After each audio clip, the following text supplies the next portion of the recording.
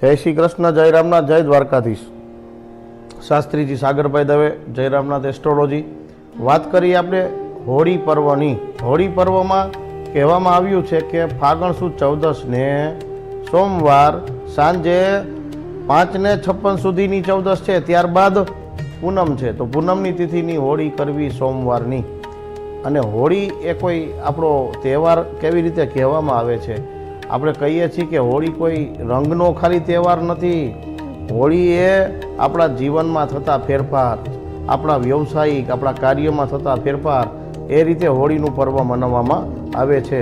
આધ્યાત્મિક અને સામાજિક પણ ખૂબ જ મહત્ત્વ હોય છે.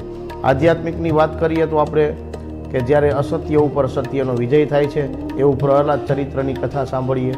હોલિકાનું દહન થયું, સ્વયં ભગવાને એમની રક્ષા કરી, એટલે કહેવામાં આવે છે ભક્તિ દ્વારા જ ભગવાનની પ્રાપ્તિ થાય છે, અને ભગવાન ત્યારે જ આપણા સેવકોનું ભગવાન રક્ષણ કરે છે.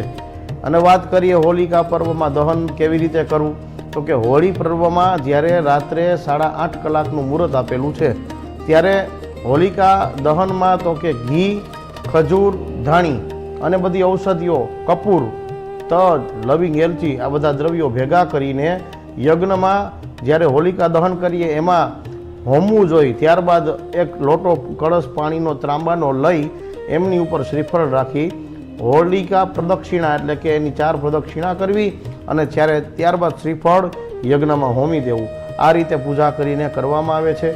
હોલિકા દહન સમય આપણે રાત્રે 8:30 કલાકે આપેલો છે.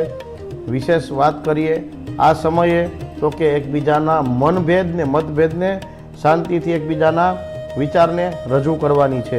કોઈ સાથે આવો મતભેદ થયો હોય તો એ પણ નિવૃત્તિનો સમય આ બહુ કહેવામાં આવે છે.